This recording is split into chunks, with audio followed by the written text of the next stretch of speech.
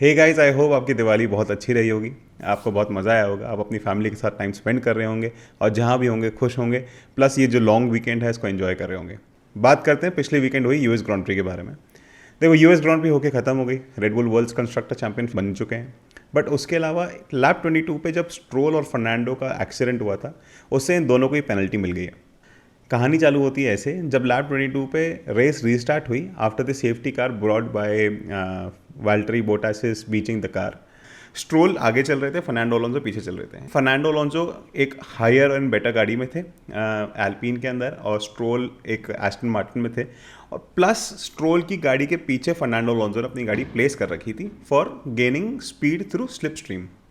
Slip stream क्या होती है? स्लिप स्ट्रीम वो बवाल है जिसके अंदर अगर आपके आगे एक गाड़ी है तो वो आगे गाड़ी चलती हुई आगे वाली हवा को तोड़ रही है, उसको हटा रही है आपके सामने से। Hence you have kind of a vacuum और a very very minimum air resistance. तो आपकी गाड़ी पे एयर रेजिस्टेंस नहीं है, जो आपके सामने वाली गाड़ी एयर रेजिस्टेंस तोड़ रही है। हेंस आपकी स्पीड ऑब्वियसली ज़्यादा होगी क्योंकि रेजिस्टेंस या फ्रैक्शन कम है आपके पास, फ्रिक्शन कम है आपके पास। हेंस एल्पिन काफ़ी अच्छी स्पीड में थी और एस्टन मार्टिन, जो स्ट्रोल के एस्टन मार्टिन थी, वो आगे चल रही थी। एल्पिन ने लेफ्ट लिया, बट क्या हुआ, एक नीजक रिएक्शन के अंदर जैसे ही फर्नांडो ने लेफ्ट लिया वैसे ही स्ट्रोल ने भी लेफ्ट ले लिया और हेंस दोनों गाड़ी भिड़ गई। अब देखो, ऐसा नहीं करना चाहिए था। जेन्युइनली क्या करना चाहिए था स्ट्रोल को? जेन्युइनली ये करना चाहिए था कि जब फर्नांडो अलोंसो की एल्पिन थोड़ी पीछे होती, तब स्ट्रोल के पास आराम से मैनूवर करने की अपॉर्चुनिटी होती है कि या वो लेफ्ट ले ले या राइट ले ले या सीधा चल जाए। बट अभी बात करते हैं कि भाई अगर आप लेफ्ट ले रहे हो, आप पीछे हो और आपके कंपटीशन आ गया और आपने लेफ्ट लिया, स्ट्रोल उसी नीजक रिएक्शन के अंदर लेफ्ट ले लिया और दोनों गाड़ी भिड़ गई। पीछे वाली तेज थी, आगे वाली स्लो थी, तो वो भिड़ गई और फर्नांडो अलोंसो की गाड़ी एयरबॉर्न हो गई। हेंस रेस के बाद अलोंसो ने क्वेश्चन किया कि भाई स्ट्रोल का क्या ये मूव ठीक था? तो स्टूवर्ट ने दोनों ड्राइवर से मिले और ये करार किया गया कि भाई Stroll's maneuver was very late. Hence Stroll was given a 3 place grid penalties for the next Mexican grand Prix. तो जो भी क्वालिफाइंग पोजीशन होगी जिसमें स्ट्रोल अचीव करेंगे on a Saturday, he will be given 3 place grid penalty for the same. Plus उसके उनके drivers licence से 2 point penalty point पे लगा दिए गए। ये तो हुई पहली बात। अब दूसरे बारे में बात करते हैं, फर्नांडो अलोंसो को पेनल्टी क्यों मिली?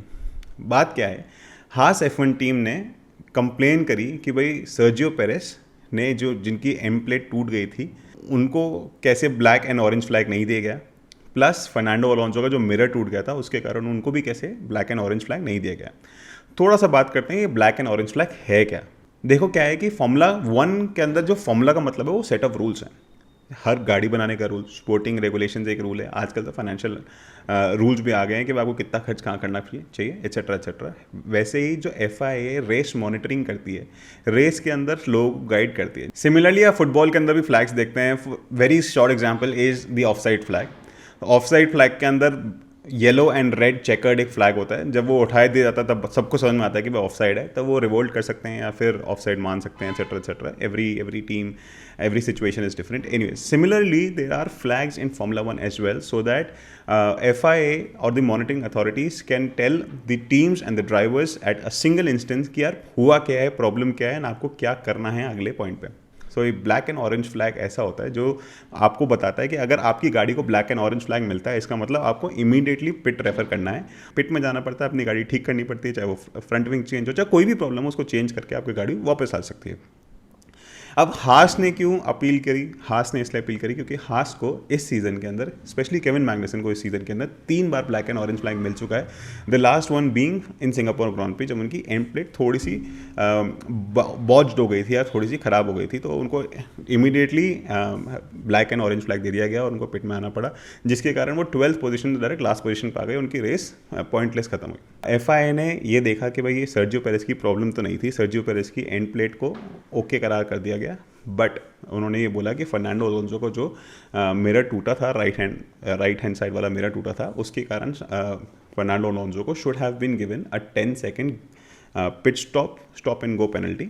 हेंस बिकॉज ये एंड ऑफ द रेस दिया गया, इसलिए उनका एवरेज पिट स्टॉप टाइम भी जोड़ दिया गया। तो 10 सेकेंड प्लस 20 सेकेंड, जो 20 सेकेंड एक एवरेज पिट स्टॉप टाइम था ऑस्टिन टेक्सास पे, तो वो 30 सेकेंड की पेनल्टी मिली और Fernando Alonso direct from P7 to P15 आ गए।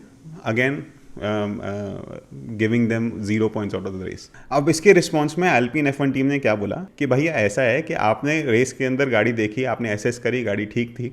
इनफैक्ट हुआ भी ऐसा था कि जब एक्सीडेंट हुआ था तो फर्नांडो अलोंसो पिट में आए थे, उन्होंने फ्रंट विंग चेंज करी, उन्होंने टायर चेंज करे, उन्होंने पूरी रेस भी कंप्लीट करी और काफ़ी अच्छी पोजीशन पर रेस कंप्लीट करी। इसका मतलब उनकी गाड़ी स्ट्रक्चरली सेफ भी थी और उनकी गाड़ी कॉम्पिटेबल भी थी। But anyways rules and regulations ऐसा नहीं बोलते हैं, हेंस वो रूल्स एंड रेगुलेशंस को कॉन्टेस्ट करते हैं और वो ये बोलते हैं कि भाई आपने देखा, गाड़ी असेस करी, कोई प्रॉब्लम नहीं निकली। उसके बाद रेस के बाद जब आपके टेक्निकल डेलीगेट्स आते हैं और वो असेस करते हैं टीम को, literally physically and clinically assess करते हैं, तो उसके अंदर भी आपको कोई प्रॉब्लम नहीं निकली, आपने ओके कर दिया। बट जब हास F1 टीम ने कंप्लेंट लॉन्च करी, जब कंप्लेन उन्होंने लॉन्च करी 24 मिनट्स बाद, तो पहले तो 24 मिनट्स बाद क्योंकि कंप्लेन लॉन्च हुई तो वो एडमिसिबल ही नहीं होनी चाहिए, बट फिर भी आपने देखा और आपने एडमिट करा और आप हमने को पेनल्टी दे दी, तो ये कहाँ ठीक है? तो इस एडमिसिबिलिटी को वो चैलेंज कर रहे हैं। अब as a result of everything FIA ने थर्सडे को, मैक्सिकन ग्रांड प्री के जस्ट पहले थर्सडे को, हास F1 टीम के रिप्रेजेंटेटिव को और अल्पिन टीम के रिप्रेजेंटेटिव को एक वीडियो कॉन्फ्रेंस पे बुलाया देखने के लिए कि भाई एडमिसिबिलिटी ऑफ द हास इज राइट और रॉन्ग। मतलब एक के बाद एक जो FIA ने इस सीज़न के अंदर ये सब करा है, मन मर्जियाँ करी हैं, तो मुझे नहीं लगता कि माइकल मैसी ने कुछ गलती करी थी। एनीवेज उस बवाल में नहीं जाए तो अच्छा है, बट यहाँ पे भी आप देखें कहाँ ठीक है। I think what they should have done is they have given the black and orange flag on the race itself, तो कम से कम स्टॉप इन को पेनल्टी को वहीं सर्व करते हैं, जो भी करना था करते हैं। उसके बाद कोई टीम अगर बवाल मचाए उसके बाद ही क्यों आपको बोलना है। Anyways, this is how FIA behaves, and this is how everything happens in Formula 1 right now. Quite a disappointing affair. Also lance stroll ने उस पूरे बवाल के ऊपर ये बोला है कि भैया इस इंसिडेंट को देखने के लिए बहुत सारे नज़रिए हैं, मेरा नज़रिया ठीक है, उनका गलत है, मैंने तो उनको स्पेस दी थी जो उन्होंने नहीं दी थी। And I think when a sportsman come up and say that I have done something which was unhealthy और अनस्पिरिटी, उनकी इज़्ज़त बढ़ती है ना कि घटती है। इस इंसिडेंट से हमको एक और मौका मिल गया कि लांस स्ट्रोल को बुराई करने का। वैसे भी एक पेड ड्राइवर है, पापा के अगर पैसे नहीं होते, उन्होंने टीम ही नहीं खरीदी होती, तो वो ड्राइव भी शायद ही कर रहे होते। तो ठीक है, reality of life, reality of sport, this is what happened. I'll definitely make a video where I can explain all of you guys about the flags used in Formula 1 and what is the implication, what is the use, and how FIA uses them at time to time. In the next video, please stay tuned for that. Anyways, so this is what happened in the US Grand Prix. A lot of other things happened, but yeah, ये अभी बवाल जो चल रहा है मुझे थोड़ा explain करने का मन था. That's it for this video, guys. Until next time, please take care of yourself.